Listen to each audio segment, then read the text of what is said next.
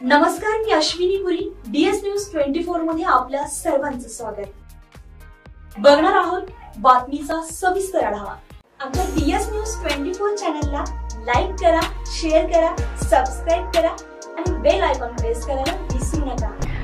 संगमनेर तालुक्यातून एक मोठी बातमी समोर आलेली होती. नाशिक पुणे महामार्गावरील चंदनापुरी घाटात शाळेच्या बसचा अपघात झालेला होता. यामध्ये एकूण 35हून अधिक विद्यार्थी या बसमध्ये प्रवास करत होते. अपघात झाल्यानंतर अपघातग्रस्त विद्यार्थ्यांना तातडीने साकूर फाटा येथील वृंदावन जनरल धर्मादाय रुग्णालयामध्ये दाखल करण्यात आलं होतं. या पार्श्वभूमीवर संगमनेर विधानसभेचे आमदार अमोल खताळ यांच्या धर्मपत्नी नीलमताई खताळ यांनी तात्काळ रुग्णालयामध्ये धाव घेऊन जखमी विद्यार्थ्यांची विचारपूस करत पालकांना धीर दिलाय. संवेदनशील वेळी त्या स्वतः विद्यार्थ्यांच्या पाठीशी उभ्या राहिल्यात, एक आधार ठरल्या.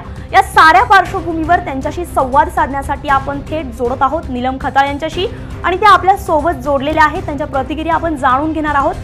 नमस्कार ताई. नमस्ते ताई, आवाज येतोय माझा? हो येतोय. नीलमजी, आपण विद्यार्थ्यांच्या बसचा अपघात घडल्यानंतर थेट रुग्णालयात धाव घेतली, तेथील परिस्थिती आपण जाणून घेतली. त्या क्षणाचं वर्णन तुम्ही स्वतः कसं कराल? सर्वप्रथम आम्हाला फोन आला की तिथे अपघात झालाय. फोन असा आला की जे काही रस्त्यावरून वाहतूक चालू होती तिथेच जाणाऱ्यांनी कॉल केला. त्यांनी हे केलं की इथे अपघात झालाय.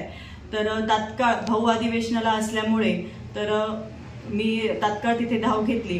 तोपर्यंत बरीचशी वाहतूक ठप्प झाल्यामुळे पूर्ण जे काही 35हून अधिक विद्यार्थी होते ते सगळे रुग्णालयात दाखल केले. त्यातले सगळ्यांना तिथल्या जे काही सिस्टर आपले डॉक्टर्स आहेत त्यांनी, तसेच ज्या क्षणाला माहिती कळली त्या क्षणाला तिथले गावकरी, संपूर्ण शाळेचे मुख्याध्यापक, शिक्षक सर्वांनी धाव घेऊन ते विद्यार्थी त्या गाडीतून काढून पूर्ण हॉस्पिटलला दाखल केले व बघितलं त्यातले बरेचशा सगळ्या विद्यार्थ्यांना थोडंसं खरचटलेलं, काहींना हे तर ज्यांना काहीच इंजुरी झाली नाही त्यांना सगळ्यांना घरी सुखरूप पोच केलं व त्यातले जे काही 3-4 जण आहेत त्यांना मुक्का मार लागला. तर त्याच्यात त्यांना थोडंसं हालचाल करणं जड झालं म्हणून त्यांना तिथं त्यांच्या निदर्शनाखाली ठेवलं व त्यातला एक विद्यार्थी त्याच्या इथे खांद्याला त्याचा खांदा निसटला, म्हणजे डिसलोकेट झाला. तर तो त्याच्यावरही तात्काळ उपचार घेण्यासाठी तिथलं तर सेवा उपस्थित होतीच, पण त्यांनी जे काय ऑर्थोपॅडिक डॉक्टर आहेत भालेराव सर त्यांना तात्काळ बोलवलं. तर त्यांना बोलून त्याचं ऑपरेट केलं. तर ते स्वतः त्यांचे पालक येईपर्यंत मी स्वतः तिथे त्यांच्या सोबत ऑपरेशन थिएटरमध्ये उपस्थित राहून त्याचं ऑपरेट झालं बघितलं. त्याच्यानंतरही त्याचा एक्सरे काढला. तर ते आधीचा एक्सरे आणि नंतरचा एक्सरे त्याचं ते हाड प्रॉपर बसून गेलं आणि त्याला नक्कीच नीलमजी, जो अपघात घडलाय सुदैवानं दैव बलवत्तर म्हणून या विद्यार्थ्यांना कुठलीही गंभीर दुखापत झालेली नाहीये. मात्र ही जी घटना ही खूप विचार करायला लावते, कारण घटनेनंतर शालेय वाहतुकीच्या सुरक्षेबाबत तुम्हाला काय वाटतं? प्रशासन किंवा शाळांनी काय पावलं उचलावीत असं तुम्हाला वाटतं? खरं तर आता शाळा म्हटली की विद्यार्थ्यांना पालक सोडवायला जायची, पण आजकाल एवढ्या धकाधकीच्या जीवनात पालकांना कुठं वेळ भेटत नाही. आणि खेडेगावात शाळा म्हटल्यानंतर वाडी वस्तीवरचे विद्यार्थी असतात, तर त्यासाठी शालेय व्यवस्थापनच्या गाड्या तर असतातच, पण जे काही आजूबाजूला आणखीन असतात तर त्यांनी खासगी गाड्या केलेल्या असतात. तर त्याच्यात खासगी गाड्यांमध्ये त्यांनी म्हणजे योग्य ते त्यांचं 1-2 महिन्याला योग्य ते त्यांच्या आरोग्य तपासणी किंवा ते फॉलोअप घेतला. गाडीची काय कंडिशन आहे, गाड्यांच्या सर्व्हिसिंग वगैरे ह्या गोष्टींकडे स्वतः त्यांनी शाळा व्यवस्थापनाने लक्ष देणं गरजेचं आहे. आणि ही काय वाहतूक आहे तर ही वाहतूक आता ह्या नॅशनल हायवेवरून होते आहे, तर ते घाटाच्या मार्गाने होते.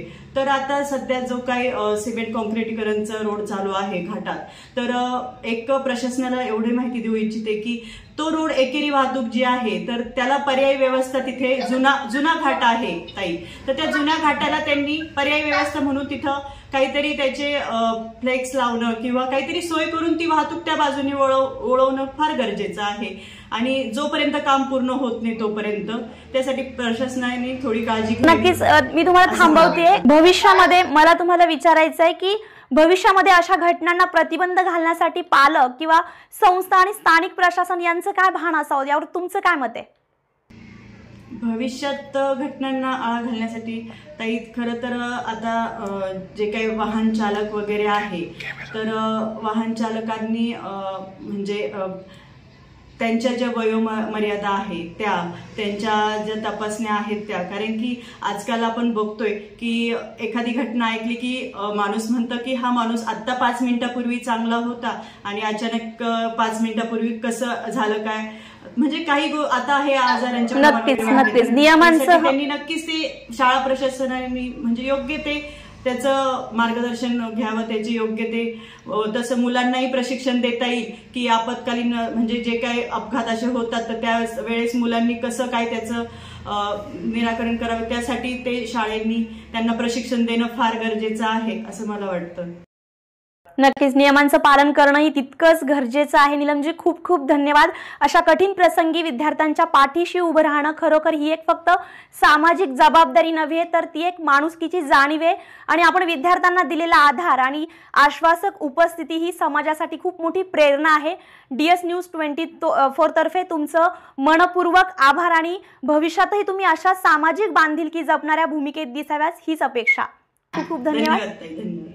अशाच नवनवीन घटना घडामोडी पाहण्यासाठी पाहत रहा DS न्यूज 24. तोपर्यंत मी अश्विनी आपली रजा घेते. नमस्कार.